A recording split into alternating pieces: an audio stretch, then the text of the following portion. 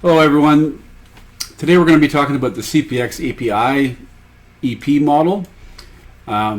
It's a Festo product, and specifically what we're going to be talking about are topologies or network layouts. It's a very versatile or dynamic product, meaning you can have up to 80 nodes on the AP network coming from one head module or Ethernet IP module or gateway, if you want to call that. And what's been a common question recently has been from like a serial manufacturer or a manufacturer of machines that has a variety of options, and what they're asking, or what some people are asking, is what can we do about having the same head module with different network topologies? For example, this network right here, or this network right here, or this network right here, or this network right here. So these are just some very simple little examples of the various networks that can be possible. And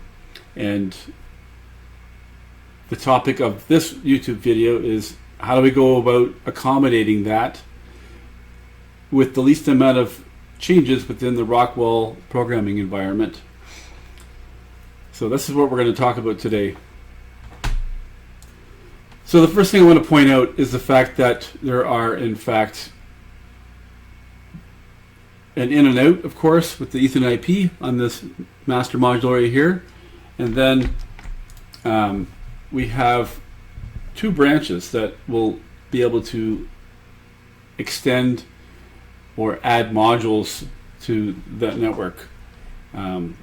We have this primary branch, we have a secondary branch. And the idea here is that you start on the left side and you start adding modules. The modules that are added right here, whether they be input, output, analog, whatever, each data module will be an appending data structure for the next module.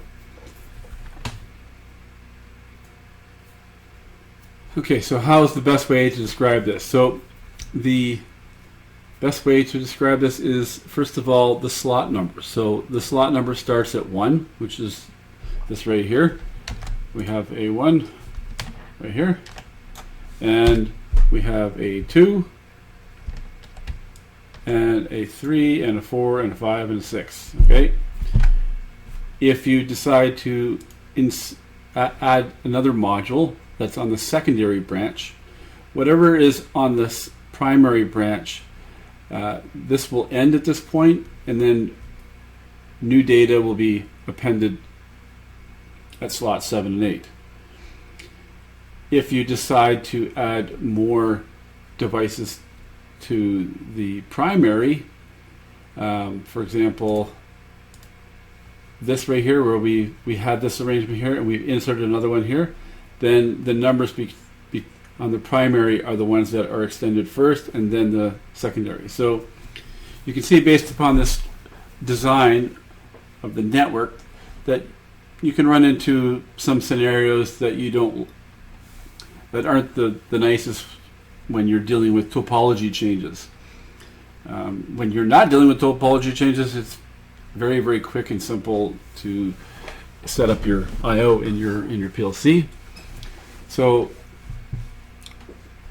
before I jump into showing how to deal with the topology changes, I'm going to show you the easy way of setting up a standard topology. So I'm going to start off with this topology right here, topology number 2, which is, I'm going to consider to be the largest network, and topology 1 will be the alternative network in this situation. So I'm going to set this right here up like a normal network. Okay.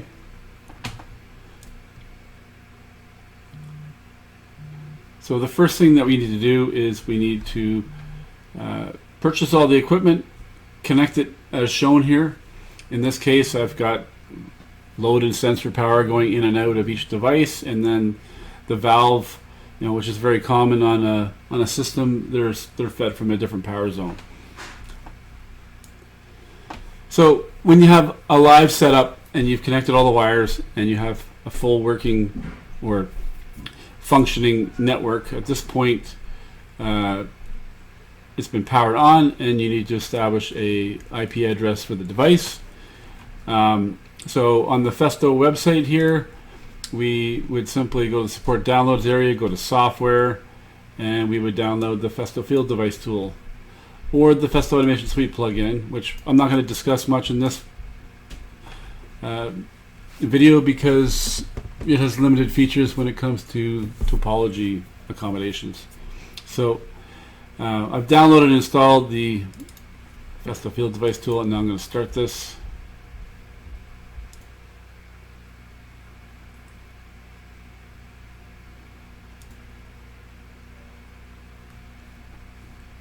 When it first starts up, it scans, and you'll see here that once it stops scanning, I can click on something.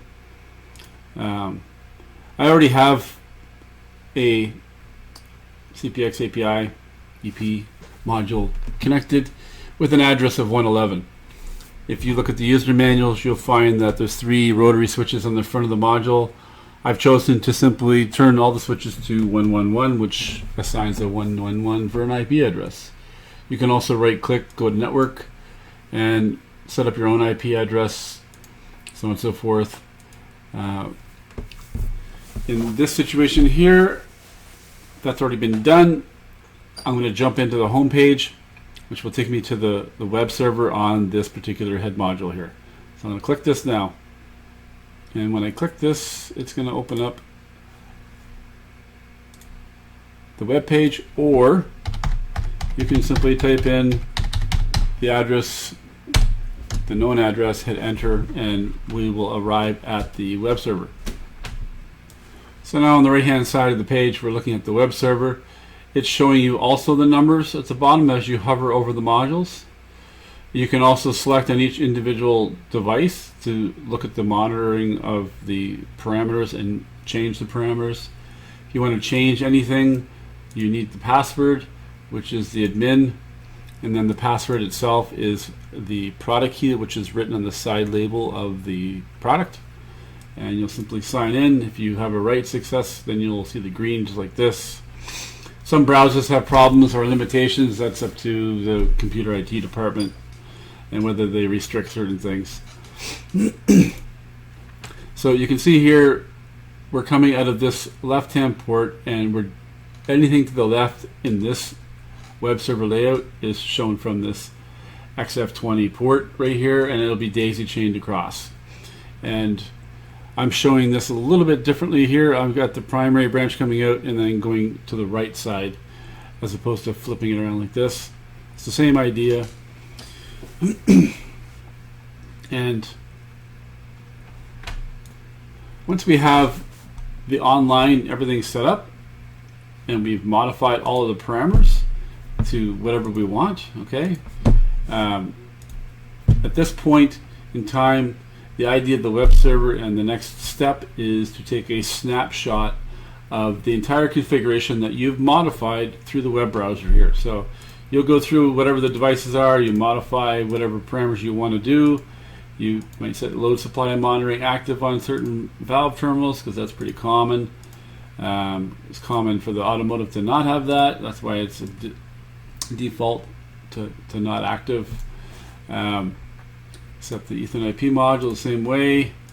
So now we've set up and we've modified all of our parameters, and now we want to make it so that the PLC has the connection to the hardware and has a full configuration of everything we just modified right here, so that if the head module ever breaks, fails, whatever, we can replace the module and the PLC will write all the data to the module that was newly replaced, and we'll be back up and running.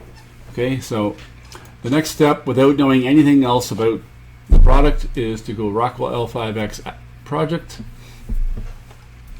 and we have a couple of different options. We have the name of the module, in which case this is a 111 IP address, that's why I called it that. We have a couple drop down menus here. The one at the top is probably the most used, that's why it's default. The one in the middle here is for very, very large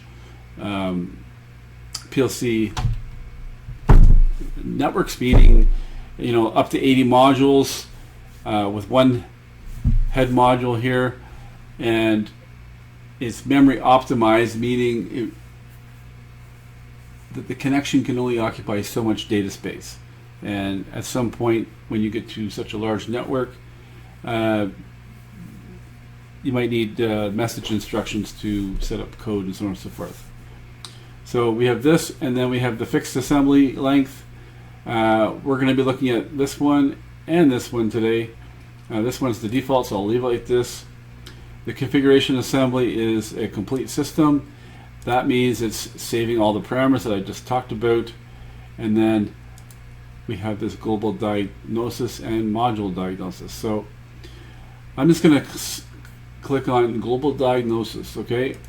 I don't care about the individual module. All I'm caring about is the entire global diagnostics. At this point, we hit submit. We hit download. And at this point, it's going to be asking, I'm just going to delete this old file right here, or I'll overwrite it. And I'm going to replace this file. So it's just done a export. So at this point, you open up the version that you want the project to be opened in. You say open. You find that file, which is this file right here. And then you say open. It's going to prompt you for a version. If you don't like the version that's being created, then change the version. I like to use the old versions just for backwards compatibility. So it's going to now change the L5X to a ACD file in the same directory. So I'm going to open the file. It's going to create the file that was made there.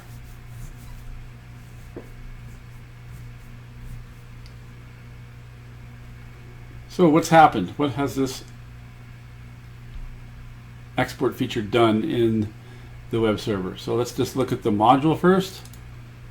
The module has been assigned an IP address. This is a generic module, so it has assembly instances, configuration, status input, heartbeat, a connection RPI or requested packet interval of 10 milliseconds using unicast. Let's look at this assembly instances here.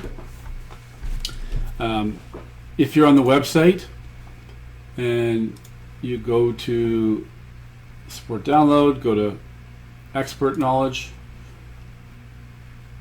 the very first user guide, this right here, and you click this and download this. I'm just going to open this in another browser here.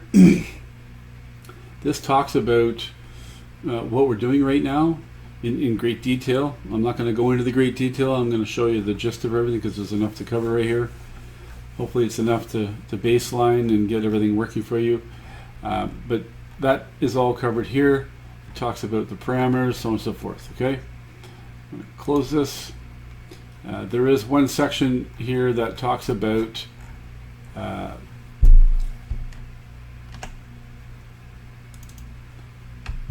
this assembly instances. Okay,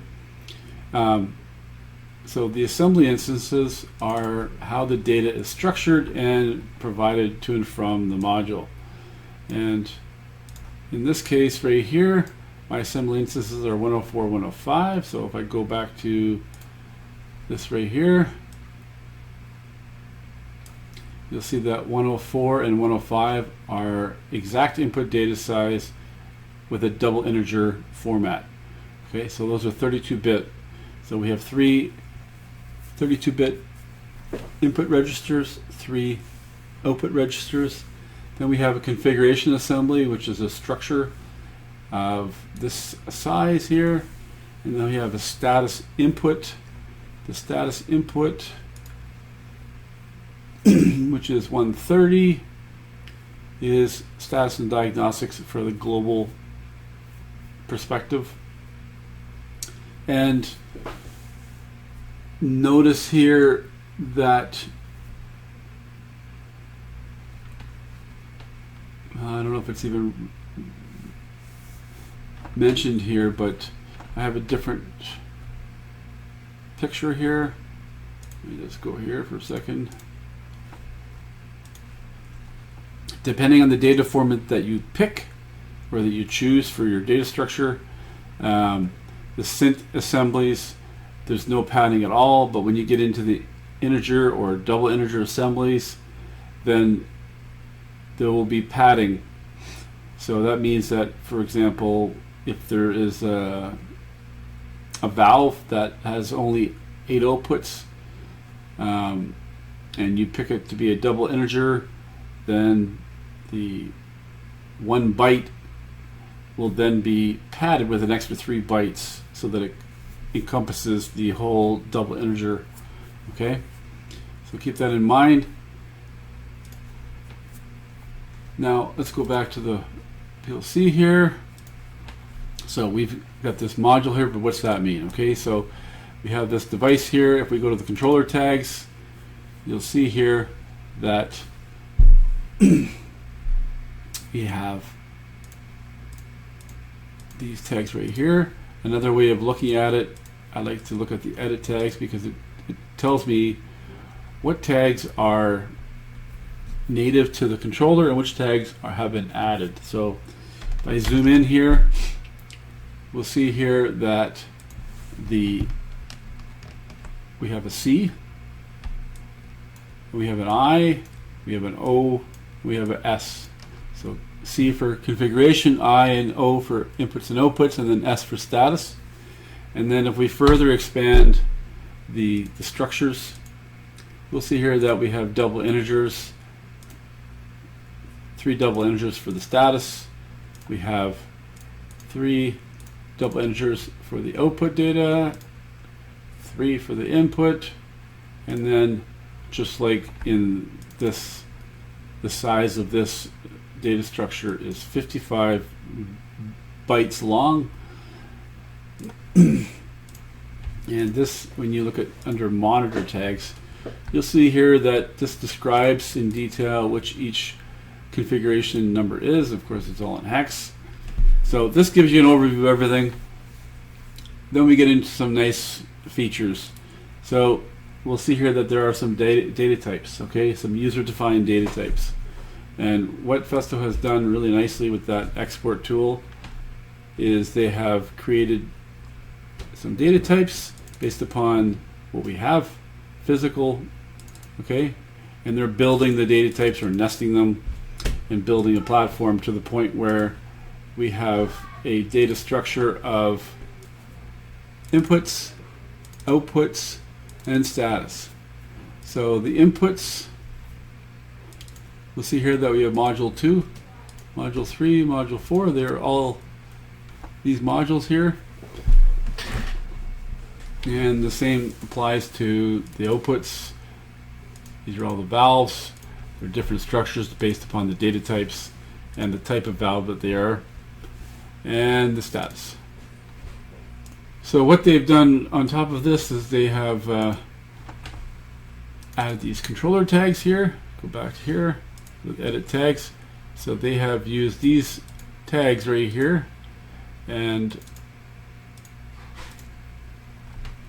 at this point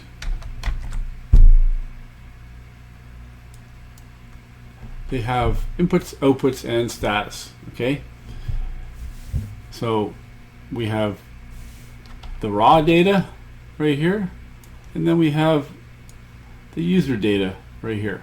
Okay, and they've added 3 rungs of code, and what they're doing here is they're mapping the raw data into the input structure, they're mapping the status into the status structure, and they're mapping the output tag into the output raw data.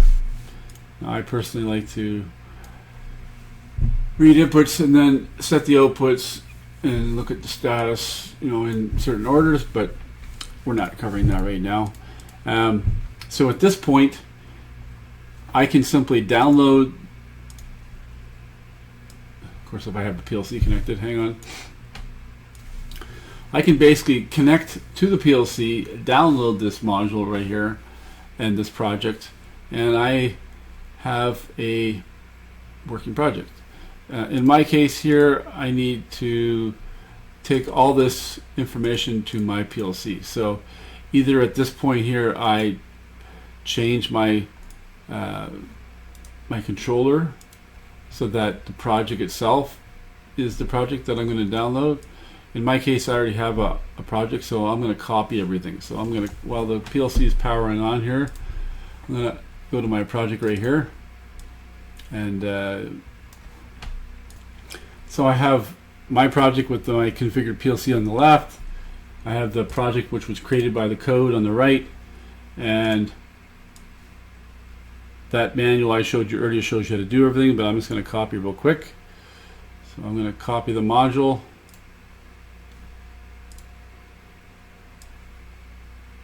Come on. Alright, so that's been copied.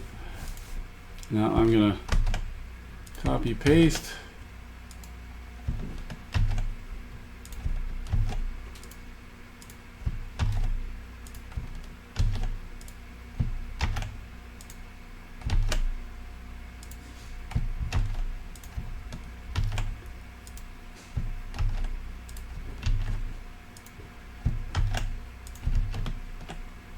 Okay, the data structures are copied. Now I'll copy the tags.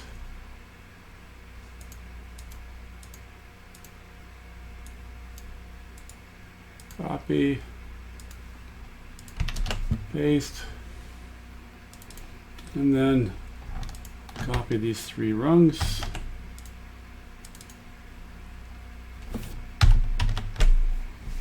So if I verify the whole project here, we have no problems. Save, and now I can close this one. Yeah, sure, I'll save it. And then I'm going to expand this project right here. And I'm going to download this.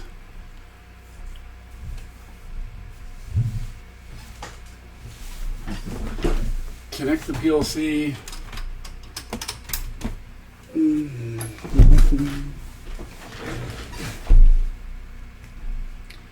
When you're making changes to the web server, you don't like to have a PLC connected to it by accident, so I just had the cable disconnected. So I'm not going to download this now.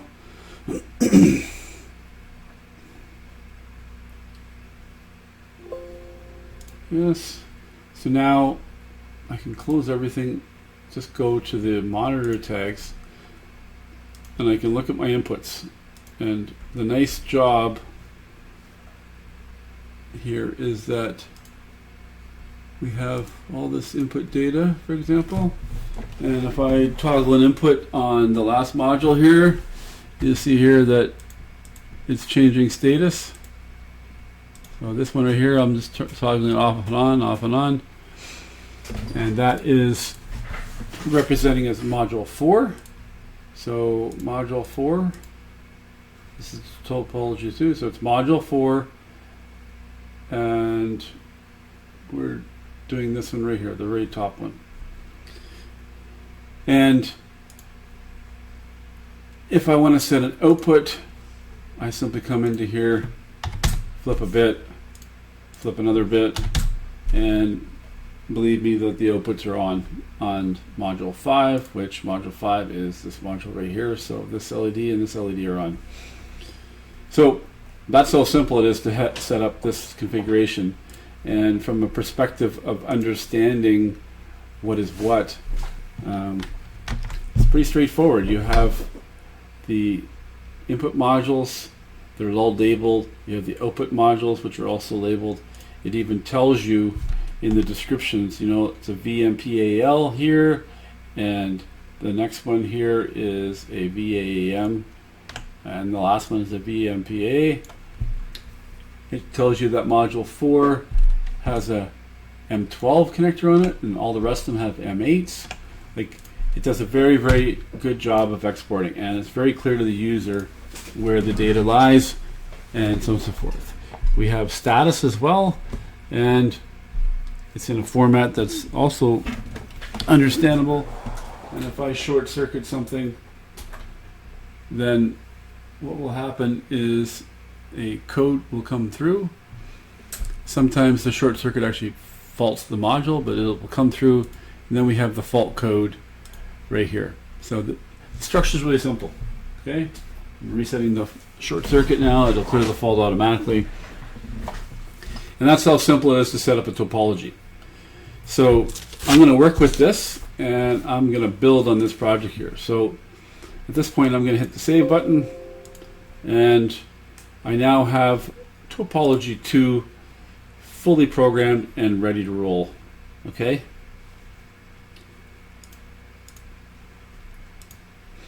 So now I'm going to go offline.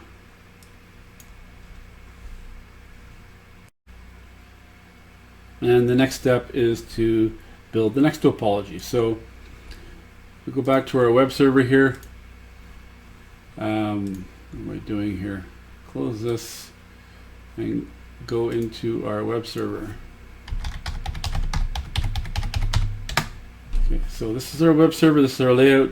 I am going to eliminate this module 6 right now, and I'm going to take the module and go back to this topology 1 here, which is missing that one here. So I'm just going to pause the video real quickly, and I'm going to disconnect the cables to a point where we're at this network topology here. Okay, I did everything live on purpose just so we would see some errors and some faults. If I do a refresh right now, it's still giving me this AP module disconnected because it's confused right now. Because when the head module is powered on, that's when it goes out and sniffs through the entire network to see what all the devices are. See here that the red LEDs are on. Well, that's because that's the way they are. So right now I have the PLC connected with the program in it that was connected for this layout right now. So I'm expecting another error. I'm going to cycle power to the node right now. Then turn it back on. And now that it's back on, now we're seeing that we have a mismatch in the parameter size. Okay? Because what's happening is it's taking the snapshot of the old network layout that we had taken, and on first forward open connection, it's downloading this full configuration data to the device. Okay, so that's kind of a problem right now, but we know that's a problem. So at this point here, we need to disconnect the PLC in order to do the rest of the work we need to do. So I'm just disconnecting the port on the PLC. I'm going to cycle power to the Ethernet P node so that we get to a fresh start where it's not having the PLC download the configuration to it.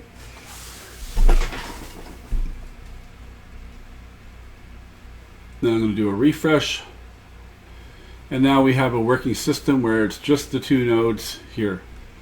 Okay, now we're at the point where we're setting up the smaller network the same way that we did the other one. We have no PLC connected, and we're going to go through and we're going to configure all of our parameters, whatever they may be. Some modules have quite extensive parameters, some have very limited. These ones here will just say hold last state. It's still the same password because we've already written to it once. So we're a customer and we've written everything. So everything's good to know. Good to go. So we're going to go to our export again. We're set up the same way we were before. I'm going to go back to simply global diagnostics. I'm going to hit submit, download, save the file,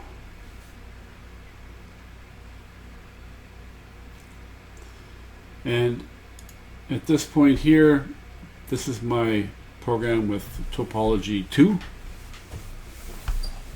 and we're going to open the other project here. So here's my project right here. So I'm just going to move this device, overwrite the other one.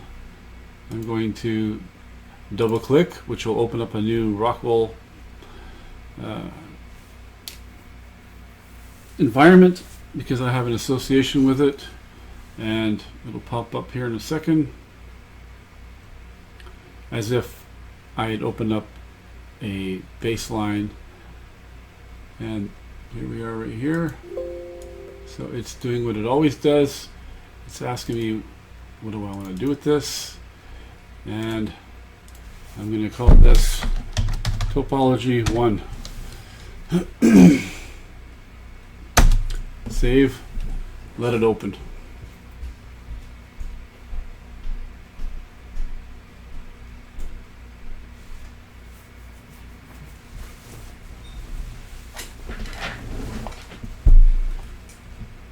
Okay, and while we're at this here, I'm going to call this last one here Topology 2.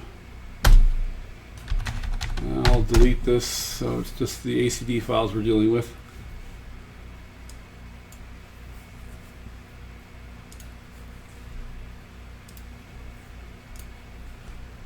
So at this point, it's done exactly what everything else did, except we'll see here that the data structure size is different, right? Because we have, I can get this property done here. So this was the bigger network. We've got 3, 3, 55, 3. I didn't just change that, did I? I did. Just gonna hit cancel. So 3, 3, 55, 3, and then in the new one we have 3, 2, because we only have 2 valves now, and each one valve is really only taking up one double integer. And then we've got a smaller configuration data size, and status input stays the same, so it's the heartbeat. So at this point, I could take the whole project, download it into this one here, overwrite everything, and dump it in the PLC, and it would work. But we want to coexist the program, so this is what I'm going to do here. So I have my original project with the larger manifold, or the larger network topology, and this is the combined topologies project name. And first thing I'm going to do is add some tags so that we can identify topology 1 and 2 active, okay? And to go along with that, I will add some PLC code.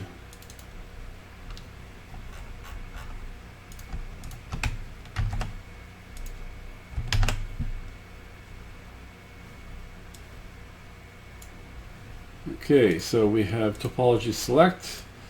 Where we turn on one, it turns off the other topology. So topology 1 is this configuration right here, which is the network we're dealing with right now, where we only have 2 VMPALs. And then the bigger topology is topology 2, where we have a VAEM12 in there. Okay. The next thing is the status at the bottom. I'll do inputs first. Add some description text here.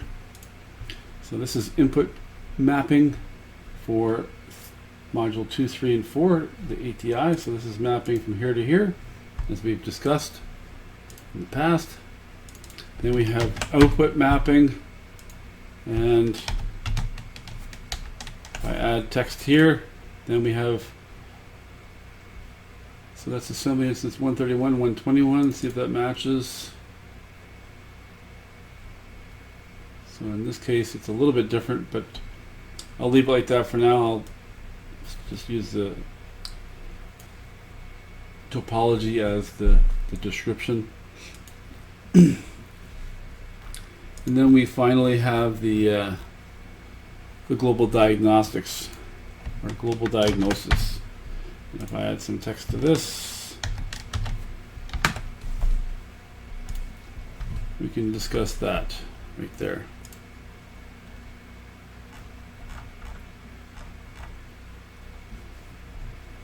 Okay, so we've got a little more detail. We hit the save button. And now what we need to do is, at this point, for the ease of use of the end user, is we're going to add another layer of data mapping. So right now we have raw data being mapped to tags, and we have tags being mapped to raw data, depends on the input or output. And when a new user is dealing with this sort of product, if they were to only understand the raw data, it might be a little more difficult for them. So at this point, I'm going to be treating from now on the input data tags and the output data tags and stay as, well, more so just the input and output as the raw data. And we need to create tags for our machine now, so that the machine tags are going to be used throughout the code and will not have to change. The only thing that should have to change at this point, depending on the topology and where the data lies, is the data mapping. Okay, so we're going to start using this tag as the raw data. So I'm going to create some controller tags. Go to tag edit here. And what we have in an advantage here is we already know that the outputs are of type this, type this, type this, and the inputs are of type this, this, and this. So I'm just going to create a couple of individual tags using the same data types, okay? And this is where the double integer 32-bit comes into a worthwhile advantage. When they're 32-bit and we're using data types, that's a good thing, because anytime there's a data structure in Rockwell, they add padding. So in this case here, there's only 8 bits, but this data type size is 4 bytes. So they have padding just like we have padding. Hopefully you understand that. And so I'm going to add some tags here. And to save some time, I'm going to paste in the tags. Okay, so we have part of the machine called upper module 1, and we have valve or VS3 as a designation, and we have input module 1, 2, 3, and then we have a valve terminal 1, 2, 3. In this case right now, we are using terminal 1 and 3 because they are the VMPALs. This one right here will be used when we add the other topology. Okay, and now we need to map the raw data, which again, the raw data are these tags right here, to the tags I just created here. Okay.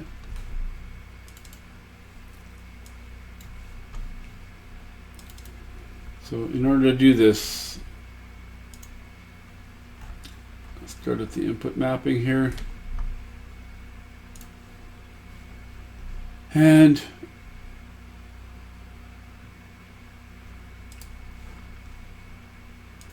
okay, so what I've done is I've gone into this data structure here, and I've taken the module 2, 3, and 4. I've taken these 3 right here, and I've now mapped those module 2, 3, and 4 into module 1 VS3, input module 1, input module 2, input module 3. So the raw data is going to be mapped into here. This is now considered raw data to me, and this is going to be mapped into the tags that are going to be used throughout the code. And then the next step is to add a rung. Add a rung right here, and drag it over, and we're going to do the same thing for the outputs. And for the valve terminal output, so we have these 3 tags here, which are, I'll just move this to the top so it makes more logical sense. So we have our tags being used through the program. Those are being mapped to the individual modules 1 through 6, and those outputs are then being sent to the raw data. Okay. And at this point, we need to start segregating the topologies. So first thing I'm going to do is add some code here. I'm going to add the topology 2 tag. This is what's happening for topology 2. And I'm going to add a topology 1 rung. And to better understand everything, I'm just going to put that on the same rung here. And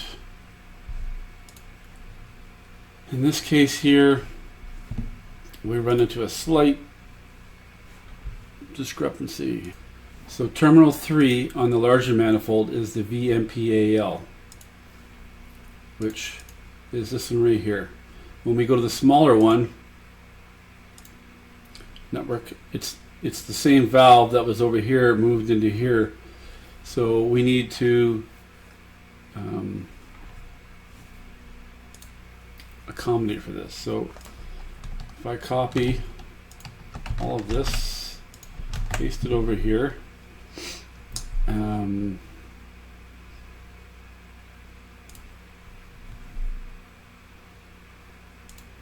it's going to be, valve terminal 3 is actually going to be writing to terminal module 6, and just deleted that last one there.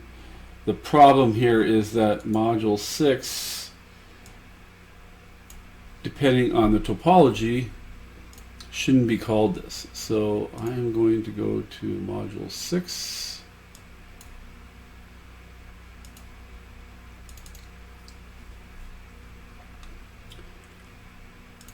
Module 6, okay.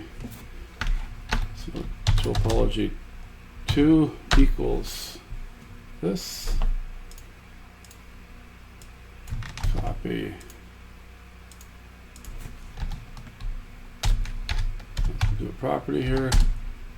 Topology 1 equals MPA-L. If I hit OK, I've modified the data type. If I go to the code now, oh, I guess I didn't redefine the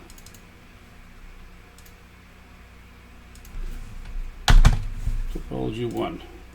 Okay.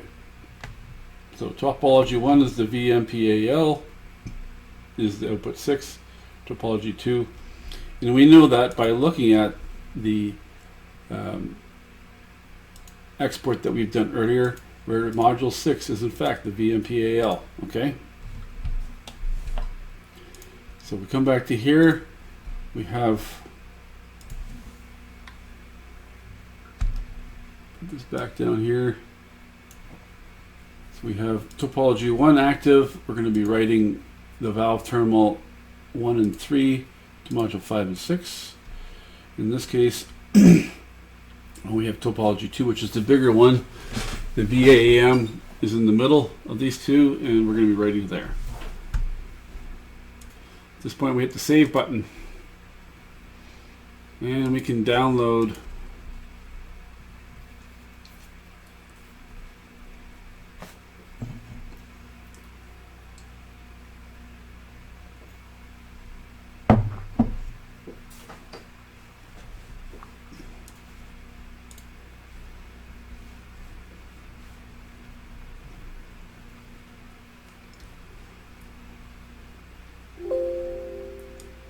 back in a run mode. Topology 1 is active, and because there was old code in there while I was downloading here, there's some errors with the module here. I'm simply going to cycle power to the terminal. That's going to do a couple things. One, it's going to make the Ethernet IP module go recognize the network that it's connected to, and second, it's going to be set up for topology 1. So if I go to the web browser now, go into here, we have a mismatch in parameter size. Why is that? Well, that's because we did not, on purpose, we did not take care of the configuration data, because the configuration data in this project right now was configured for 55 and for a larger network. So I'm going to go back offline here. Just wanted to show you that you would have the configuration error here, mismatch parameter size, because we've done everything to do with the I/O except for set up the parameters. So we go offline. We can immediately fix that error by saying, hey, do not write anything to the the controller for configuration. So I'm going to do a download.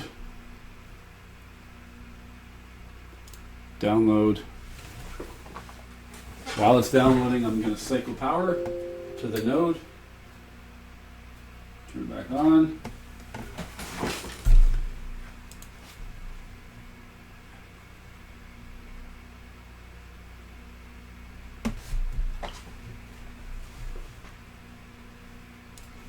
And I guess I've missed one last thing, which is the fact that I did not copy the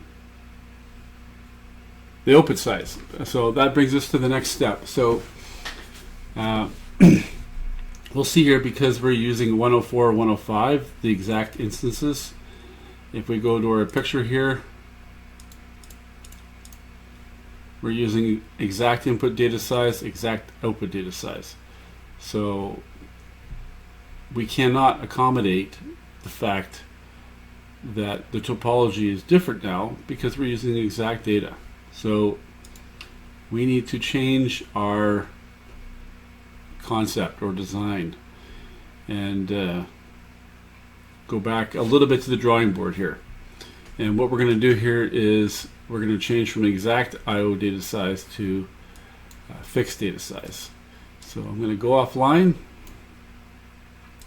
hit the save button. I'm going to close all other programs.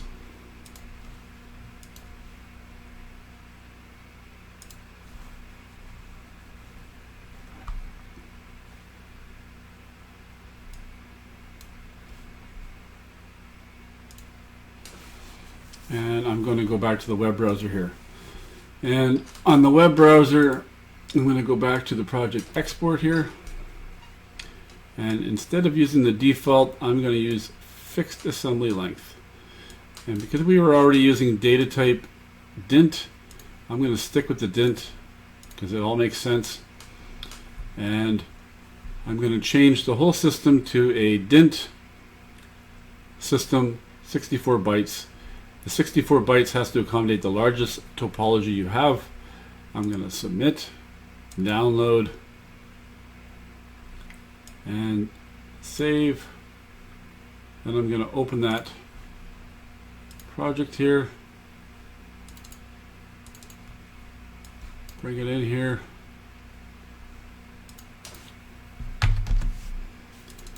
open this up. While that's opening, I'm going to come into here and I am going to delete the module, which is the exact I/O size. It will cause quite a few errors, but that's okay, because our new project here, which is opening on a different screen, unfortunately,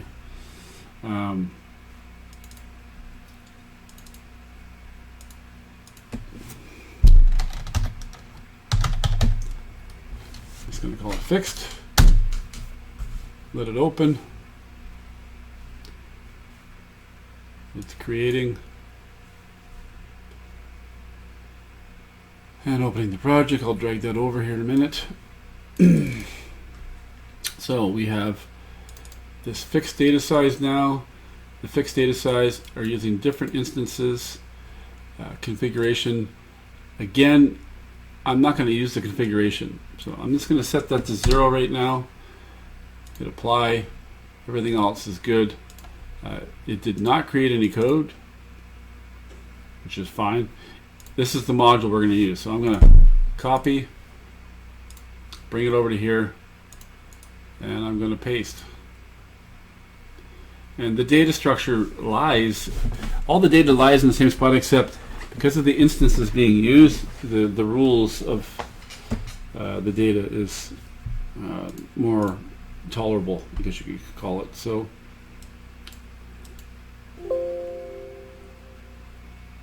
make sure that we have this here, and the status. So the status is slightly different when you're using fixed. When you're using fixed, the status comes through on the first 3 double integers. See how it's supposed to be 16 in, 16 out, as in right here, 16 and 16, but because we have the global diagnosis on, the global diagnosis take up the first 3. If I go back to my code here and go to the controller tags, and I go to the raw data, input data, we'll see here that these 3 are the status area. So I'm going to copy this tag, go back to the code, and I'm going to paste because that's going into the status structure. Then I'll do a verify or validate, everything looks to be good. And I'm going to do a download.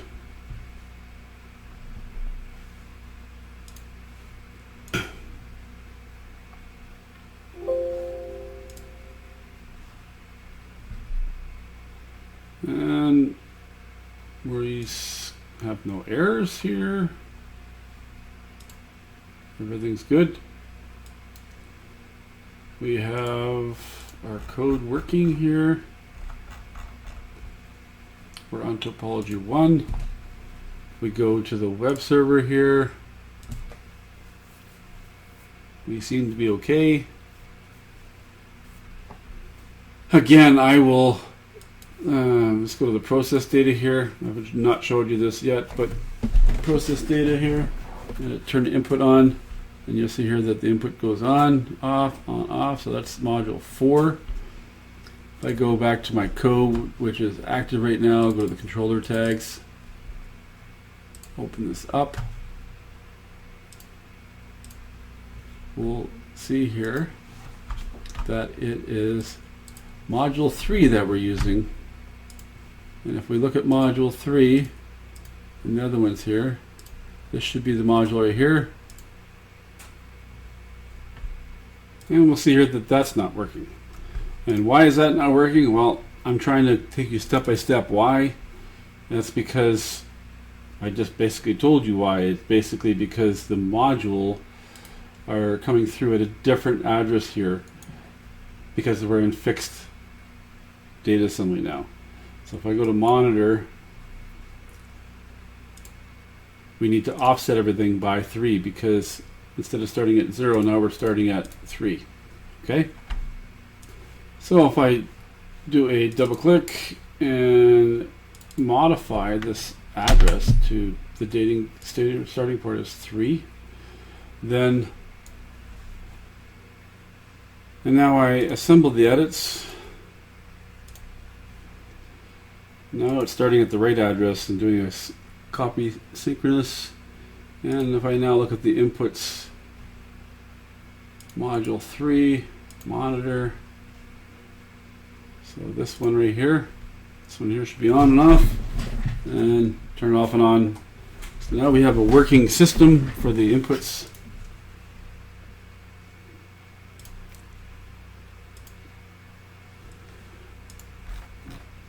For the outputs,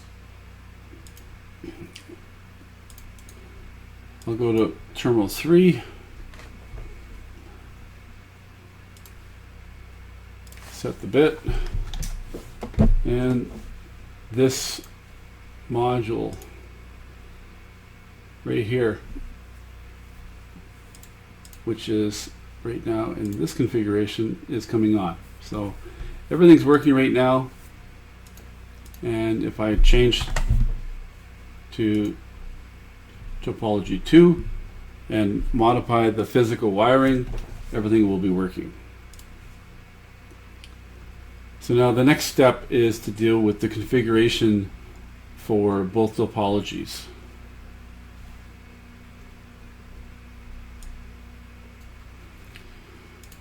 Or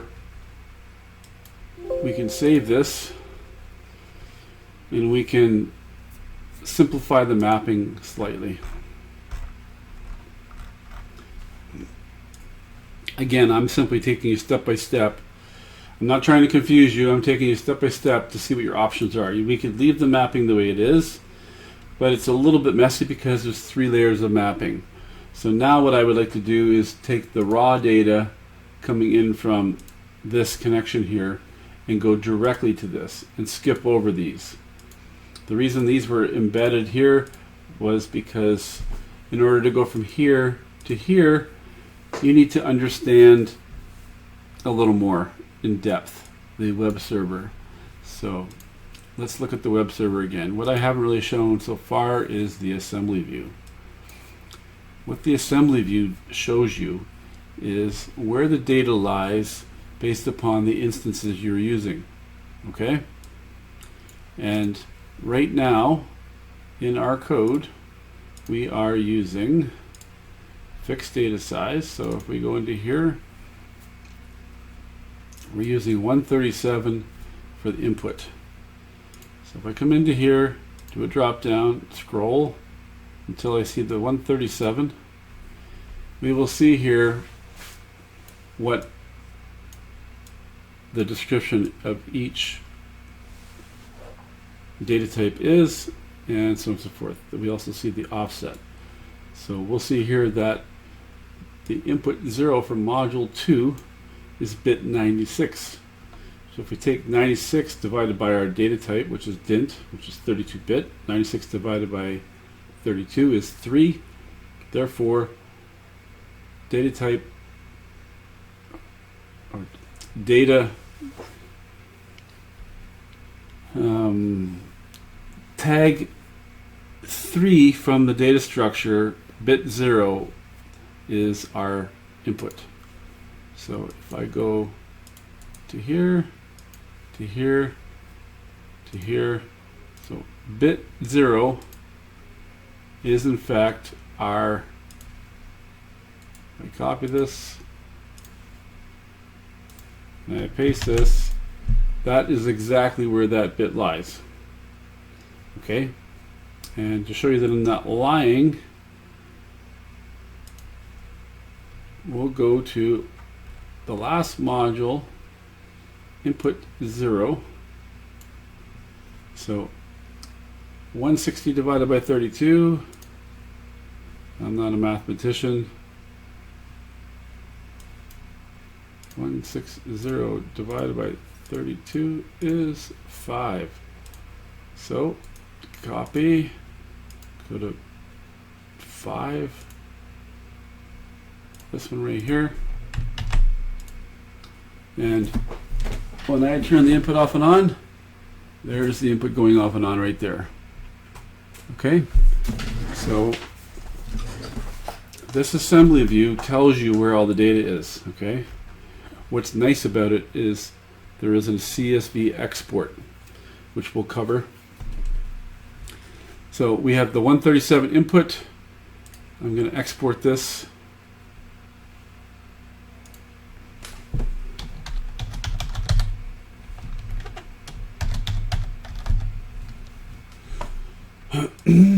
Fixed input, that's the 137. And going back to here, 121 is the output. So if I go to 121 and get it to work, okay, that's the same thing. It's showing you where the modules lie, the bit offset, so on and so forth. I'm going to copy this.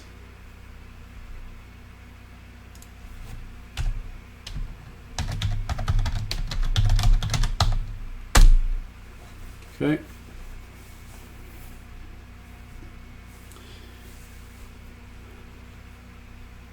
So now we have a full data structure, okay? And we could take the CSV export and we could go to our project here and we could do a full import after manipulating a CSV file. So you come into here, you do a tag logic and comments, you do an export, you save the tags, then we're going to manipulate the tags offline and then we're going to bring in the inputs. Okay?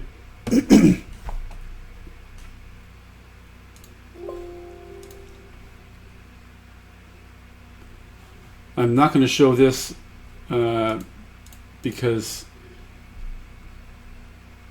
the raw data is going to change based upon the topology. What I'm going to do is I'm going to quickly bring in some comments. It's really not that difficult to bring in the comments and to manipulate the CSV file. You could go to the Rockwell website. It shows you how to manipulate the data. Or maybe I should. Well, let's modify the data. Okay. Okay, so what we're going to do here is we're going to export the tags and logic comments. If you want to make it easier for yourself and not have to manipulate the CSV file so much, what you can do here is just put a bunch of letters in to occupy the space of one double integer. It just reserves the space in the CSV file for whatever. Not the quickest here, but it's trying.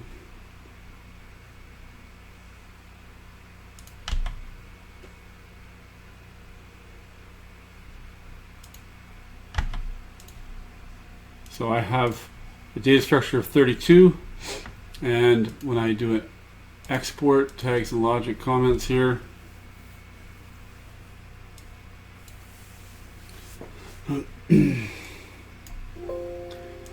overwrite the tags, and when I open up that tag database,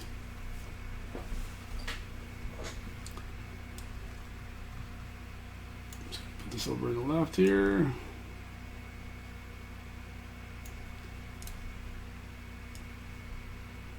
We will find a column called description. In this case, I'll just make this bigger here. And the address themselves are there. This is the parent. And if we scroll, we'll find the A's, for example. Or we could, if we had the major file, we would find the A's. And there's the 5, which is the first module. And you could also just copy, insert copies, and you'll have a parent. Wrong one. You'll have a parent which would show module 4. So at this point here, we can simply open up the fixed inputs and the fixed outputs.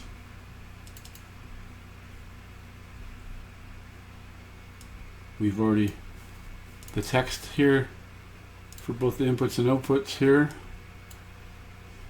And in this case here, we're doing module 4 inputs. Module 4 inputs, copy and paste. And if you delete all of this, it should theoretically overwrite what's in there.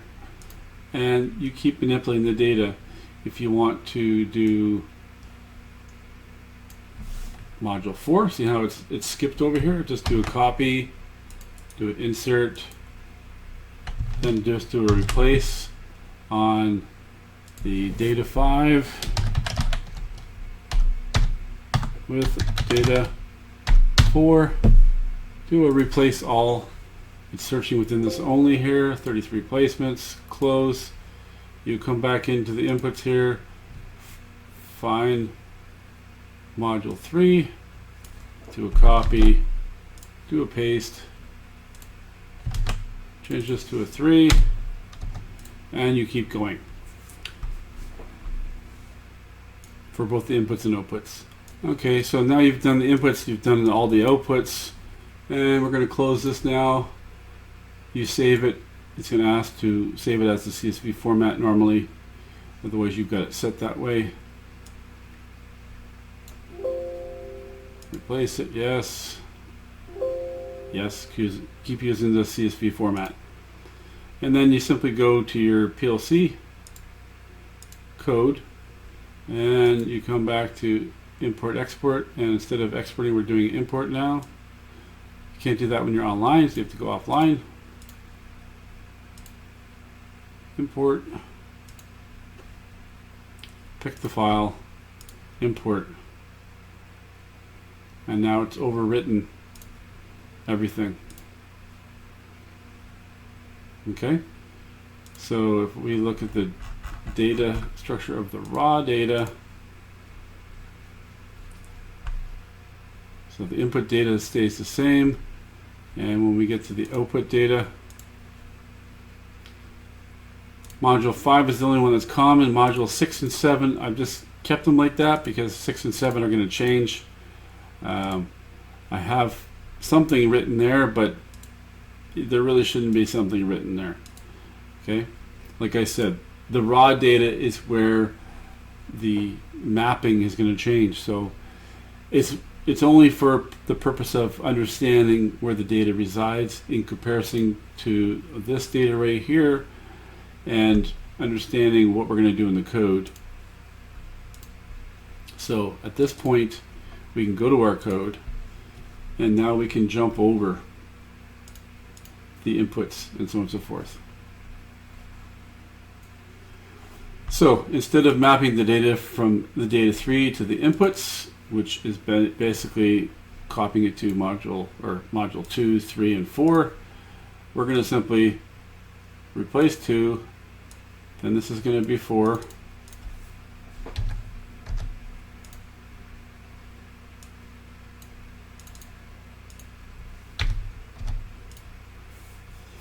and at this point, move this up here,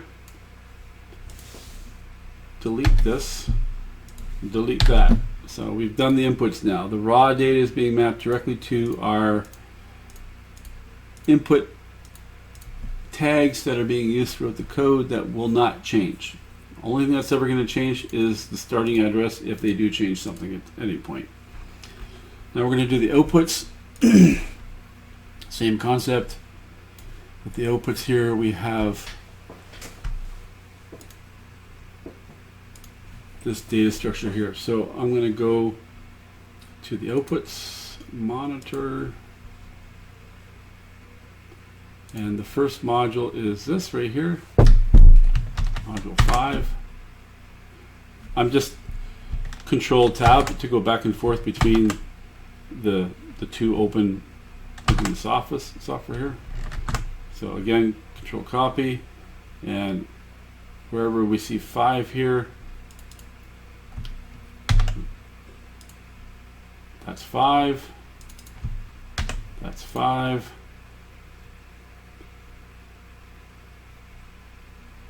this one right here, terminal 3, is going to be the first module.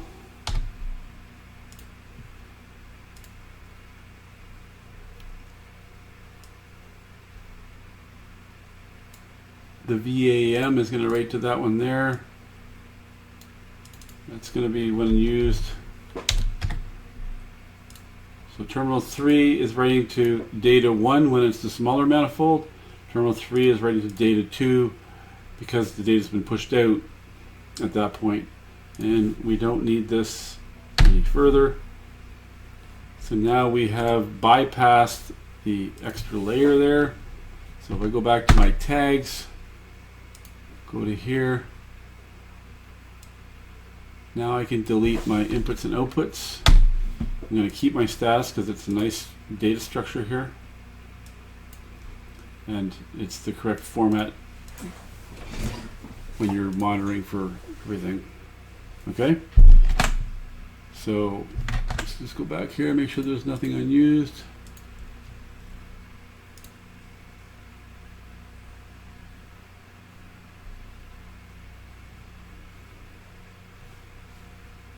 I guess I had some leftover tags, so I'm just going to delete this. I'm not going to delete the configuration even though it's not used. And I'm going to keep my always true. So I'll go back to my old tags. Okay, so I've deleted all tags that are not part of the project. And now we're left with a more streamlined project here where we've got our input modules and our output modules that are the tags being used throughout the code. We've got the 3 input modules, and then either 2 on this topology or 3 on this topology.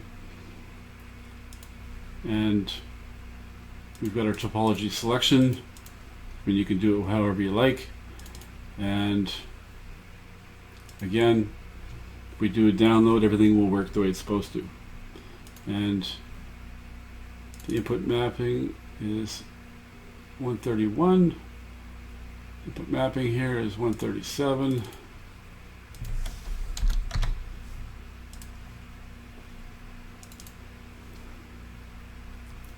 Output is 121. That's good.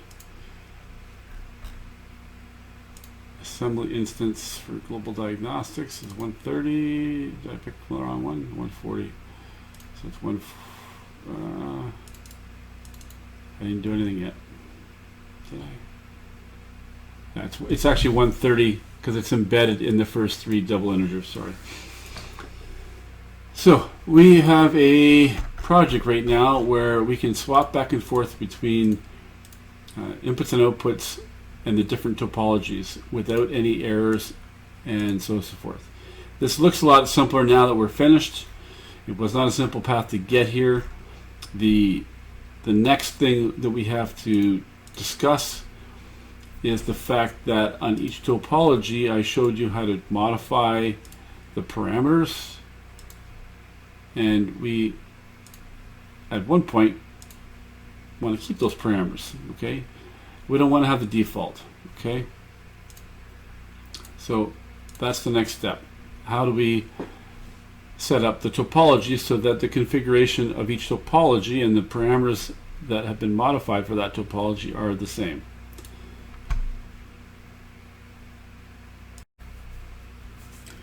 Okay, we're on a bit of a roll here. Hopefully I'm not boring everybody. Talking about configuration. So normally when we do a configuration and we do an export, we come through here, we do a configuration assembly, which is a complete system. Okay, when we do the complete system,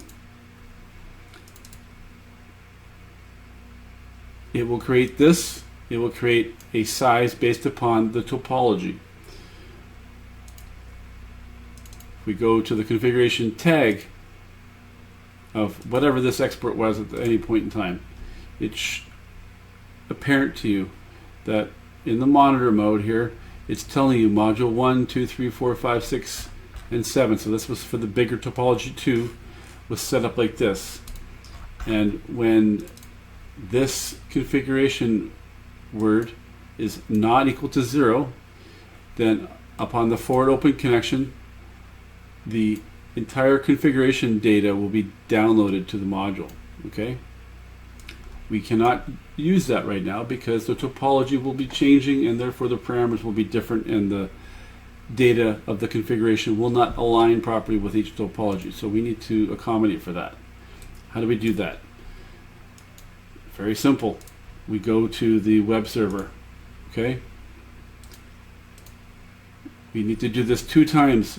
One for each topology. Okay, is we have this topology 1. Again, topology 1 is this layout right here, and topology 1 we're going to be right here. We're going to go to our Rockwell export. Before we do that, of course, we need to modify all of our parameters. So I'm going to modify this a little bit here and there from the default.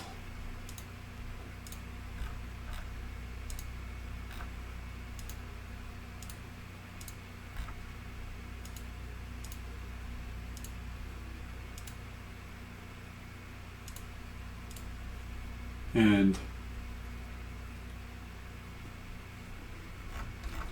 at this point, we can minimize these. And also at this point, you need to make sure that nothing overwrites what you just did. So in theory, it would be best to disconnect the PLC from this so that it can't overwrite anything. I know that I'm not going to overwrite it, so I'm just going to follow this right here. So now I'm going to do a Rockwell export, and at this point I'm going to use the fixed assembly length again just to match what I had before. And instead of this being here a complete system, I'm going to say module specific. And what you do is you come in here and you select one, you go to the very end, you click and hold the shift key, and you highlight everything. If you don't do that, if you hit Control A, it selects everything. So now this system or the web server knows that everything here, every module has been selected. At this point we hit Submit and Download. Hit the Save button like always, and this is the one here. Overwrite, and we're going to open this. I'm just going to double click. Hopefully it opens on the right page, otherwise I'll have to drag it over again. But it's always the same. It'll open, offer the rev number, and ask you to save it as an ACD file in certain directory. Alright, PLC, we'll call it this, and then this is the config for Topology 1. Topology 1 config, import.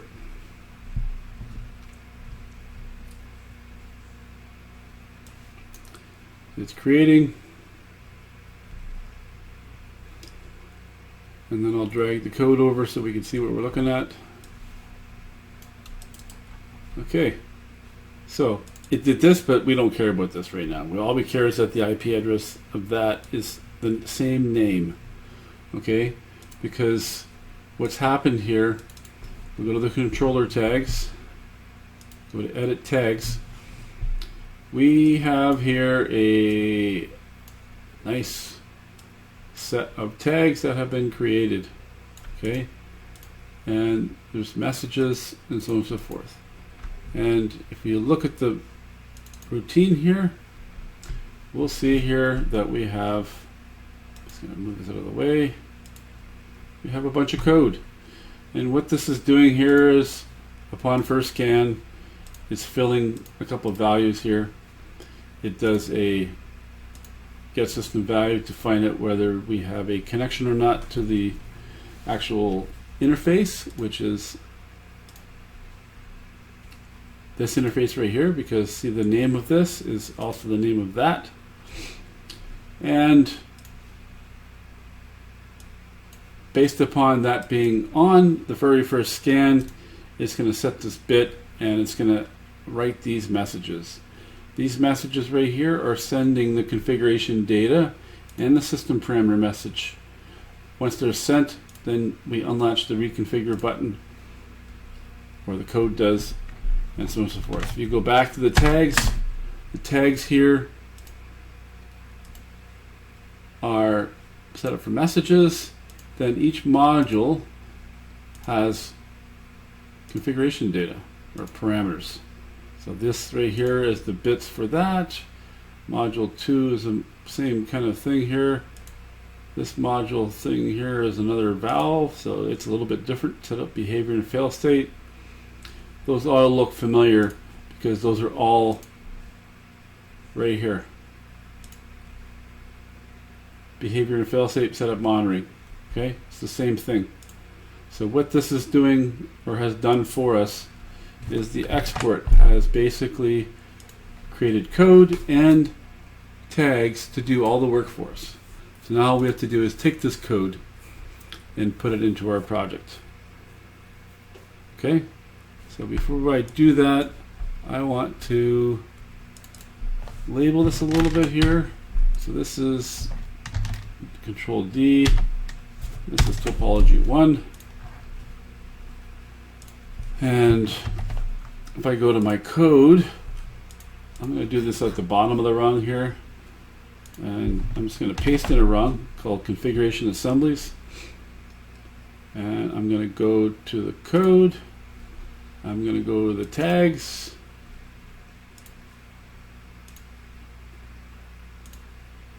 And there's no special data types over here, so I'm going to highlight all these. Control copy, Control C, and I'm going to go to the tags. I don't want to do that yet. I need to change because we're going to have dual sets of these, I need to change the name. So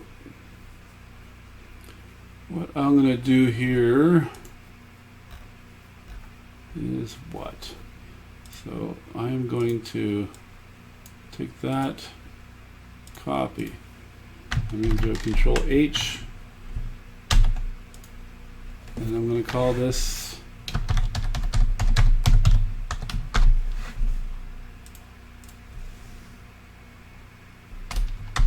replace that with this, replace all. That will literally change all the code as well. If you go back to the code here, now you'll see that everything's topology. Okay. Again, go back here, copy these tags, Control C, go to the controller tags, edit, select, and Control V for paste. It's pasting all that text, all the tags. Go back here, copy the routine code, which is basically 3 rungs. Control C,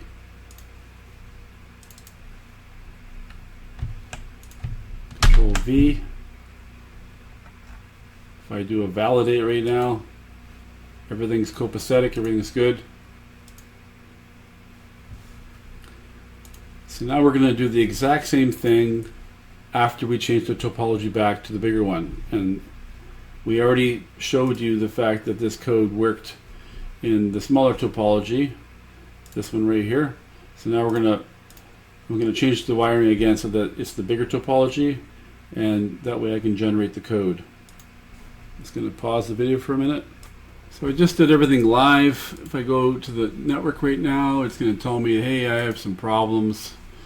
We know that because, again, it's not the same module. We have to cycle power for it to recognize the difference in the network. So I'm going to cycle power right now, turn it back on, hit the refresh button, and no errors. And we're back to this network here.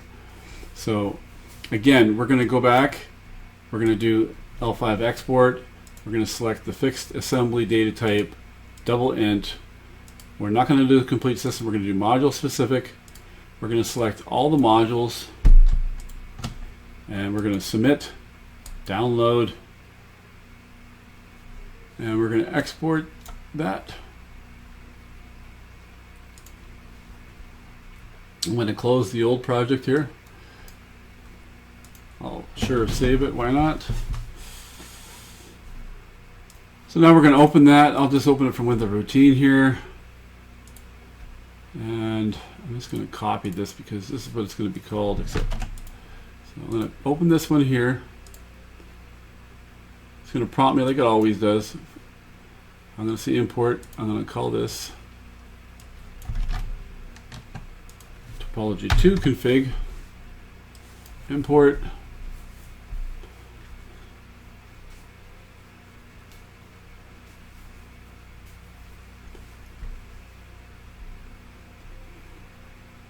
It's going to have the exact same situation, except the modules will be different because there's 7 modules in this one, there's only 6 in the other one.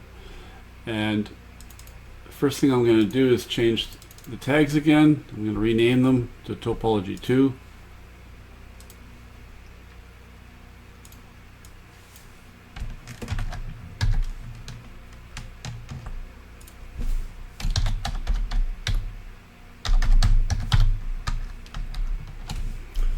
Replace all. Close. We don't have to do anything else other than copy these tags, go to the code, paste the tags, look for errors, go back to the other code and copy it. And before I copy it, I'm just going to rename it so that I can see the yellow. And Control D, paste 2. So now I'm going to copy this, paste it, into the bottom here. Paste. And now this is the Topology 2 code. So now I'm going to shut the door, or shut the project on that, save it. And we have one last step now that we have configuration data. So we need to put the topology selection within all of them. So this is topology 1. So it gets the bit, topology 1 on all rungs. And topology 2 is the next one.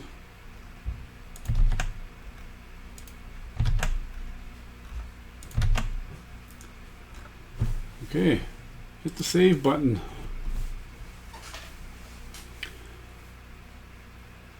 I'm going to do a download.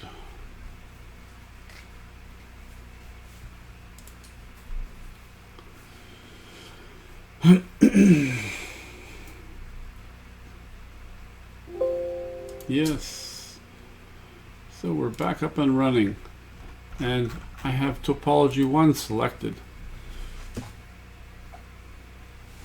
And if I disconnect the cable to the network and then reconnect it, we've lost the connection, then we're going to gain it again. And it's downloading topology 1, which is the wrong topology, to the device. And let's see what happens.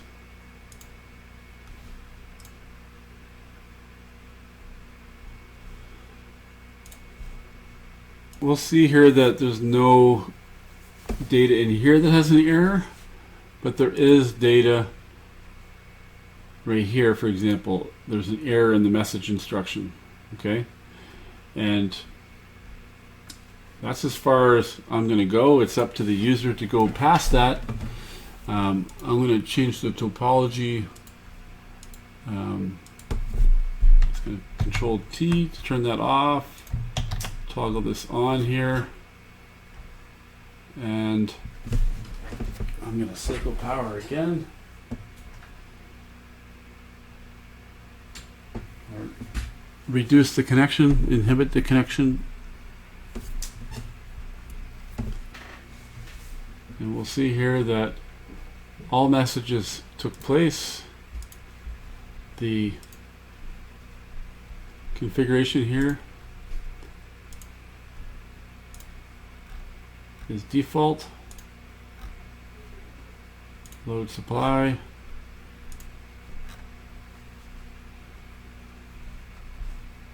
So everything seems to be working. If we want to get a little more complex and we want to change the module configuration for module 2, for example. Module 2 is this module right here, and it has 3 milliseconds right here.